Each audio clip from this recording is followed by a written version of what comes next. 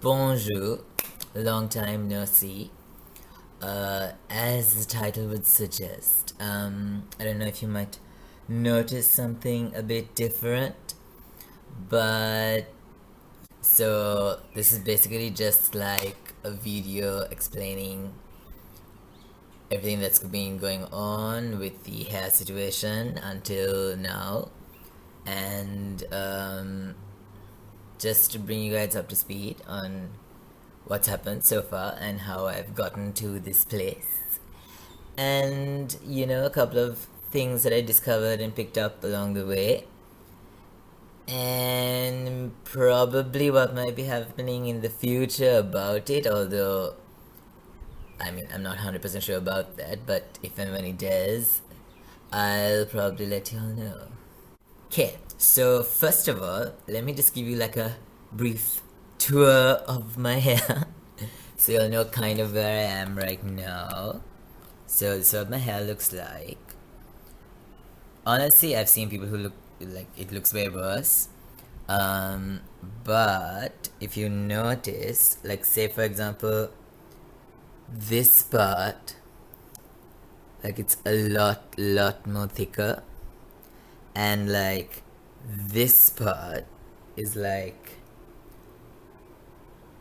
see, like super thinned out.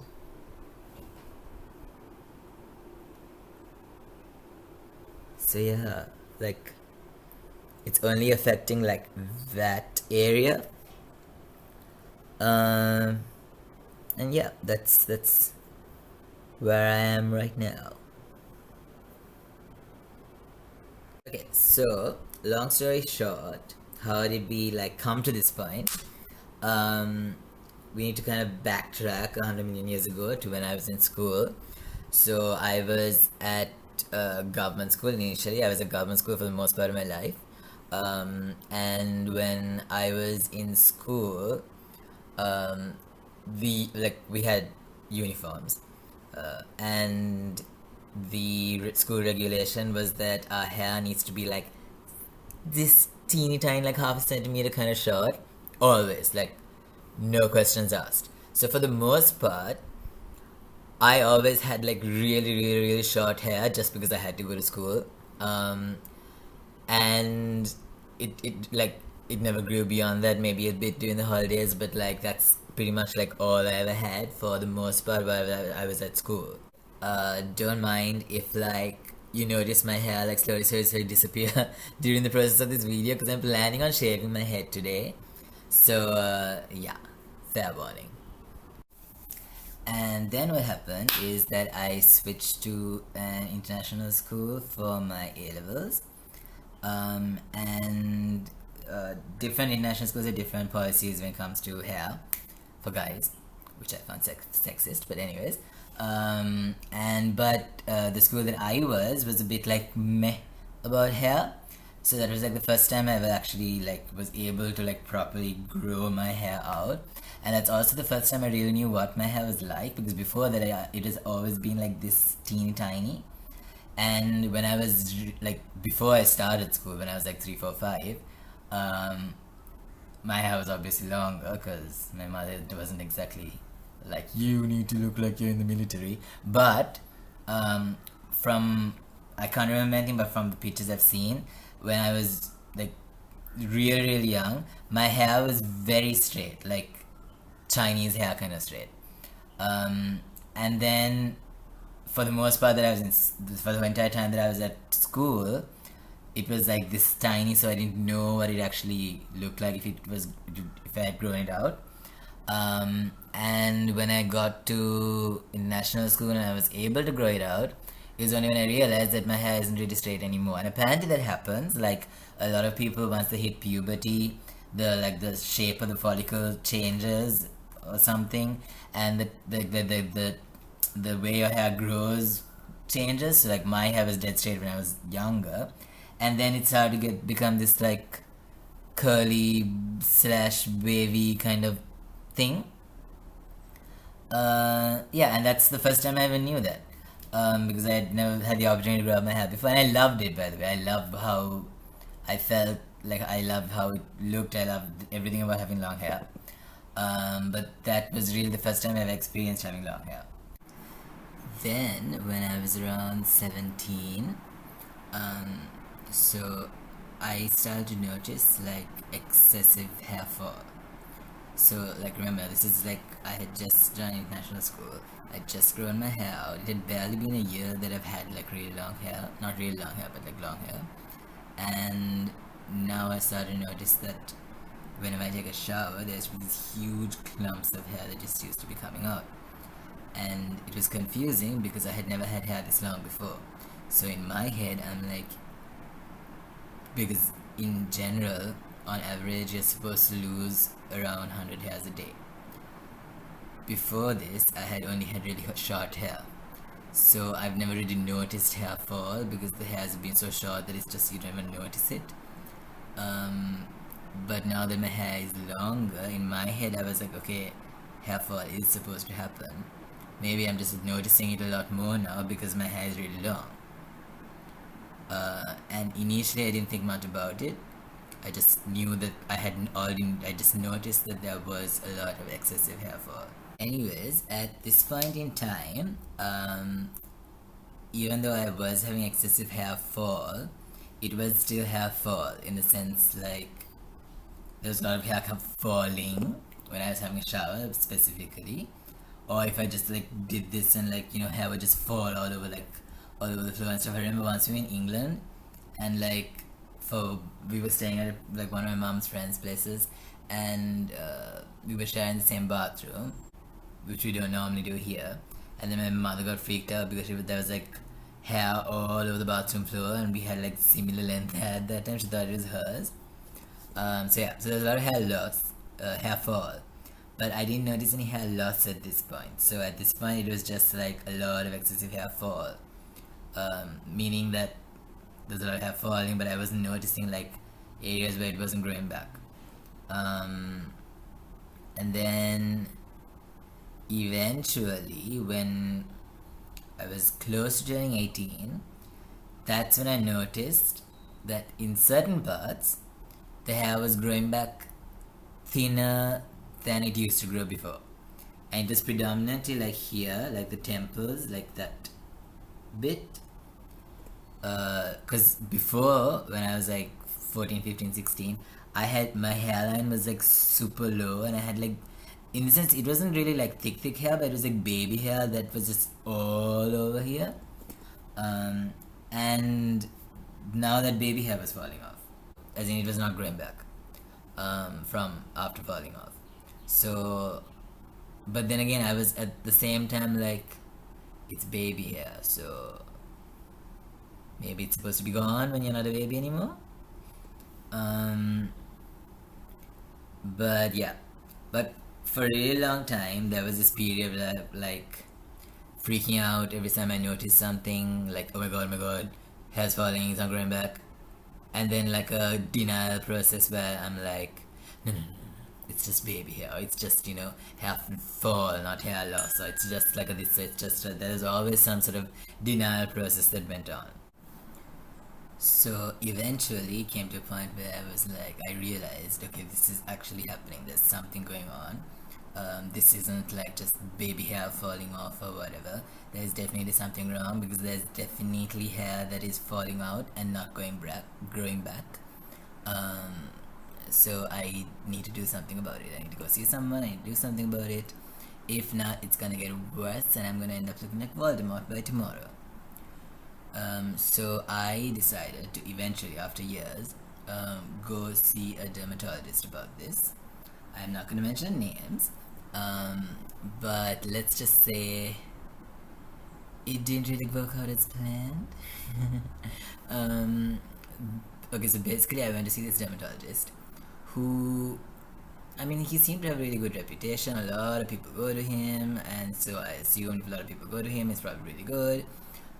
So I went to see him, and the first thing I noticed was that his office was like super dark, like really, really dark. And the first thing that went into my head was, how do you see anything in this darkness? Like, how do you, like, you need light to see things.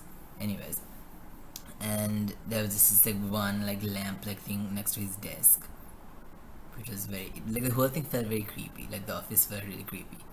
And then I told him, I was like, so this is happening. Like I've noticed this, and my hair is falling out, and I want you to check it and see what's up and what I can do about it.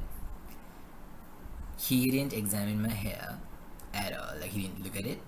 He didn't examine it. He didn't take a closer look. He didn't do anything. He just listened to what I said. And then he was like, yes. No, that is very normal. When you hit your 20s and stuff, it goes in a bit like that. That is completely normal. Nothing to worry about. So I was like,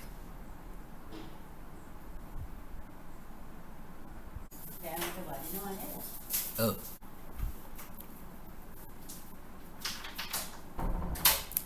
Short interruptions.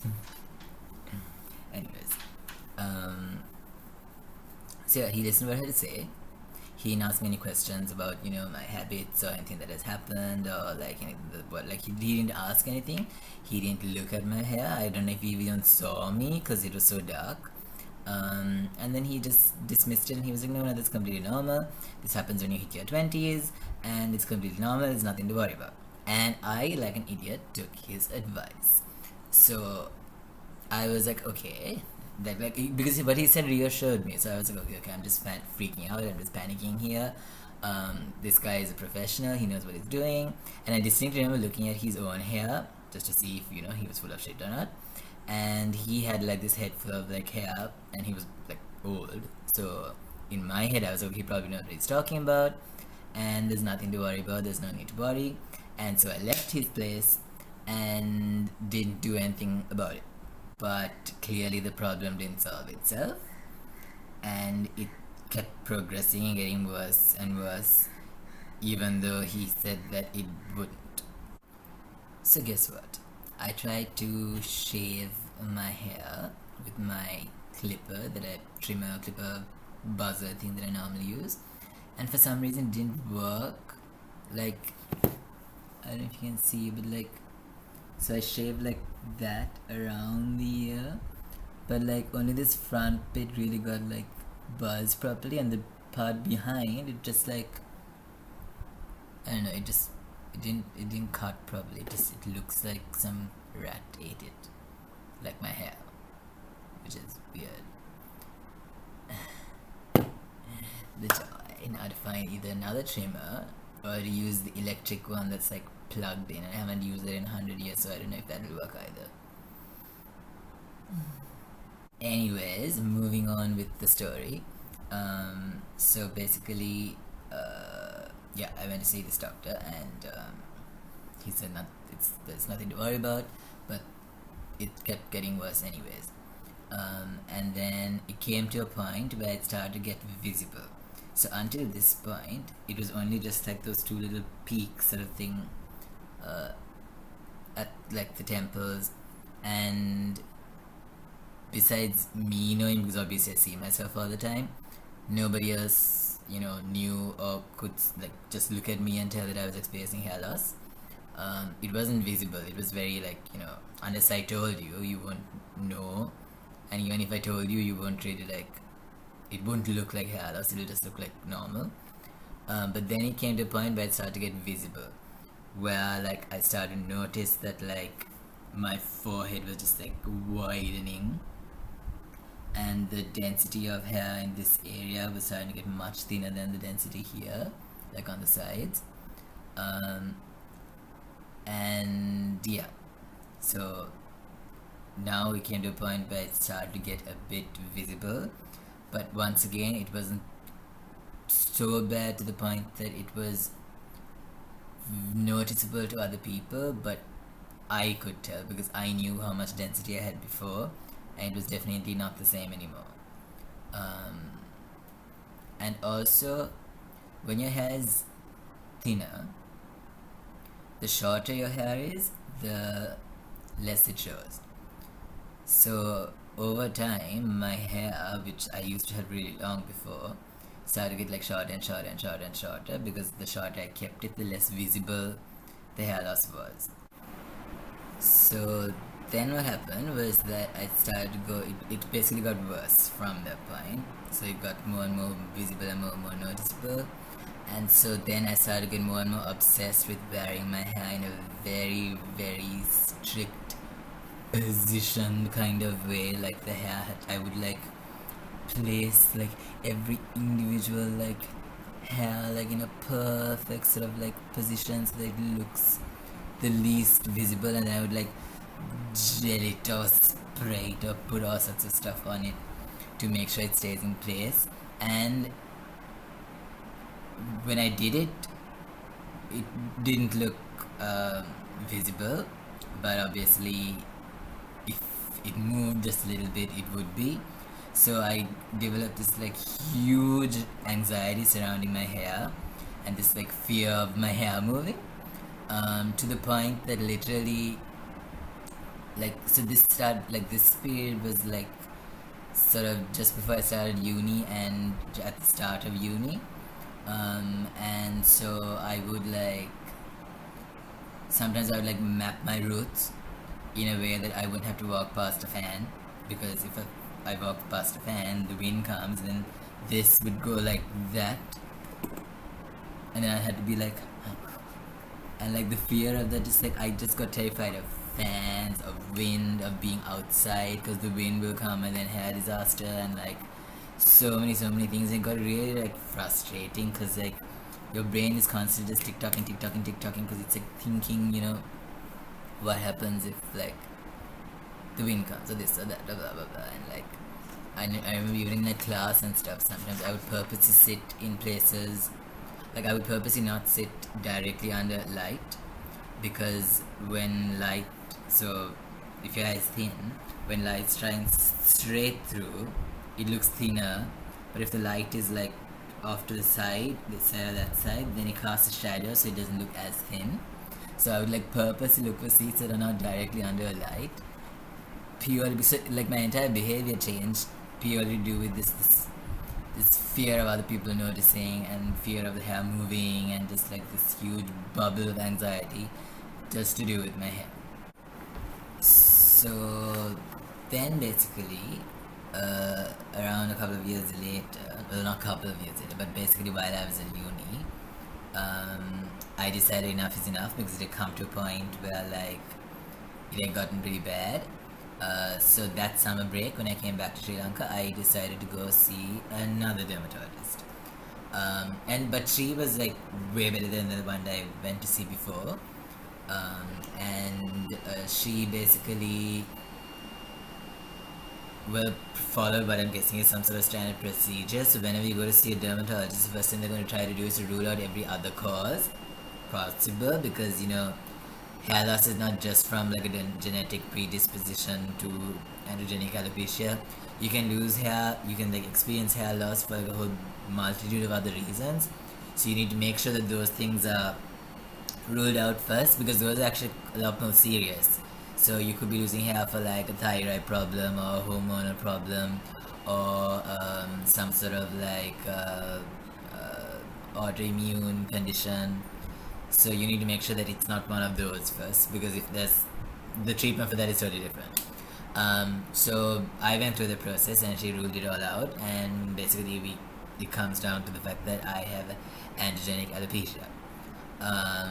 And unfortunately, globally at that point at least, there were only two really main treatments that were prescribed pretty much anywhere in the world, and that is minoxidil and Propecia. Minoxidil is a sort of like a liquid, like a topical thing that you can put on your hair, or rather on your scalp, to help hair grow. And the Propecia thing is like a pill. I never did Propecia because Propecia has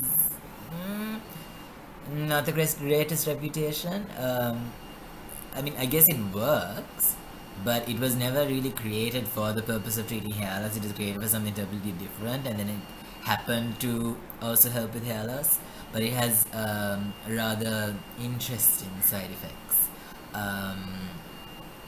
that can be quite far worse in terms of the effect it can have on your life than just losing hair, because some people have experienced things like permanent erectile dysfunction, and I don't want to go down that road, so I never went there. Even like the second dermatologist that I went to, even she was like, no, so better not, no, because I mean you're still young, no, like hinted, like you're not married or something yet, so like better not. So yeah, I never did Propecia. I don't even want it. It sounds just creepy as hell. But I did do minoxidil. So let's talk minoxidil. Minoxidil is basically this like liquid, um, and you have to apply it onto your scalp. And initially, if you try for the first time, you will experience shedding. So your hair, like, it will seem like your hair loss got worse, but it basically just sheds the hair that's already there, and then it starts regrowing from scratch. Um, and so when I first was prescribed minoxidil, I basically got the version that was available here in Sri Lanka, which is probably not the best. The one I used initially was like I think it was a generic version, and I think it was manufactured in Pakistan, if I'm not mistaken. Um, and it was a spray. So basically every day I had to spray like 6 times onto my scalp, in the morning and the night. It was okay. I definitely did see like a slowdown in hair loss. So I wasn't noticing as much hair in the shower when I take a wash or something like that. Um, and slight regrowth, like there was slight little teeny tiny hair that started like reappearing. Not a huge amount though, but I think the biggest thing about that was that it halted further hair loss. So I wish I had started a bit earlier, because I would have halted it at a much earlier point. Um, but I noticed mostly like a halting of the hair loss as opposed to a lot of regrowth. But um, the liquid one that I used, the spray one, over time started to have a lot of side effects. So one is that I started to notice that my hair, like my scalp was starting to get really itchy. I was initially, along with minoxidil, prescribed like like a medicated anti-dandruff shampoo, because it makes your hair like really, makes your scalp really dry and dandruffy. But also it triggered like I don't know. It was almost like it started to get really, really itchy, basically. And after a while, like I've used it for like months, it started to get like red. And there used to be times when, like, I don't know why, but for some reason, like I put it on in the morning. This is at uni. I used to put it on in the morning, and then like I walk from my room to class, and then as I'm walking and I go outside of my like hall, and sunlight hits my head, it initially just like causes this like extreme itchy kind of feeling, and I had to like run to every bathroom on the way to class and like lock myself in the cubicle and just like and like itch myself, because it was just like it was annoying. Um, and then yeah, and then over time, à la bonjour. Lol. So she was bitching about how her grandson or nephew or someone went and paid money and bought jeans that are ripped, and she had a huge fit, and Scowl scolded them and said, why would you pay mine to wear like torn clothes? Sri Lankan mindset, I tell you. Anyways, so yeah, so minoxidil is very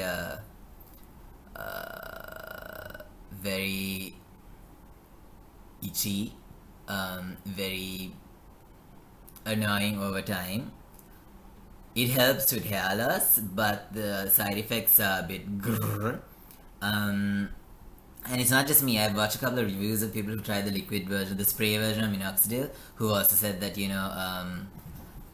didn't like it. It was like it caused a lot of side effects, and yeah, that it wasn't useful. useful to them.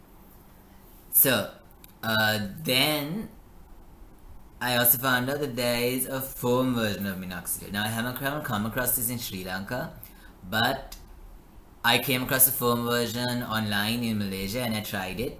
It is about 3 times more expensive than the spray version, so there's that. But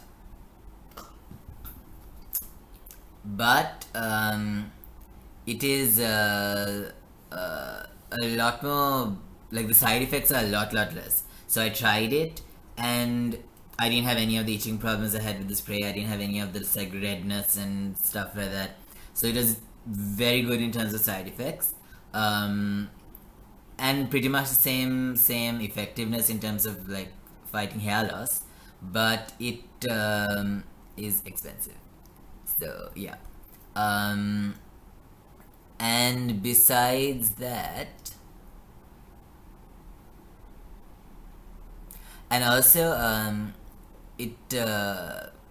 it's much easier to apply. So the spray, one of the big problems I have with the spray is unless my hair is this short, it's hard to get the spray onto the scalp because when you spray like this, it ends up on your hair and not on your scalp, and there's no point in going on your hair because that's not what you're trying to, like your hair doesn't grow out of your hair.